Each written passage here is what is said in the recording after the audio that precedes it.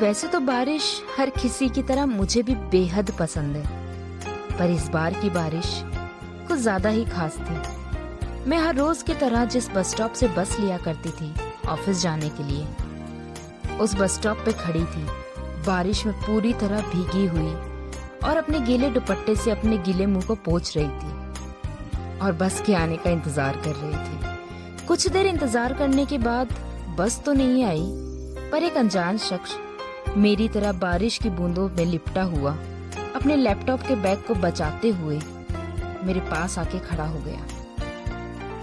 हालांकि मैंने इस शख्स को पहली बार देखा, पर ना जाने उसे देखते ही मेरे दिल की धड़कनें क्यों तेज होने लगी। तभी अचानक उस शख्स ने मुझसे हल्के से पूछा, कहाँ जाना है आपको? मुझे दिखाई तो दे रहा था कि वो मुझसे कुछ कहने की कोशिश कर रहा है, पर बारिश के शोर से मेरे कानों तक उसकी आवाज नहीं पहुंच रही थी।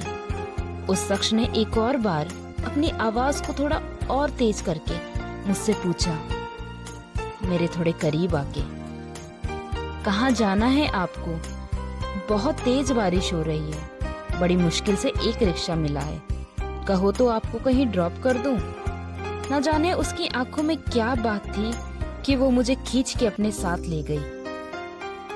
मैं उसके साथ भीगी हुई रिक्शा में बैठी थी और मेरी नजरें बार बार रिक्शा के सामने वाले आईने के जरिए उसे देख रही थी। वो परेशान दिख रहा था और बार बार अपने घड़ी में समय देख रहा था। शायद उसे ऑफिस जाने के लिए देर हो रही थी, पर ऑफिस जाने के लिए देर तो मुझे भी हो रही थी। पर ना जाने उसमें ऐसा क्या जादू था जो मुझे सब भुला के एक नई दुनिया में ले आया, जिससे मैं कभी निकलना नहीं चाहती थी। हालांकि उसके और मेरे बीच कुछ बातें नहीं हो रही थी, पर बारिश के बूंदों का शोर ये गवाही दे रहा था कि तुम दोनों कितनी बातें कर रहे हो।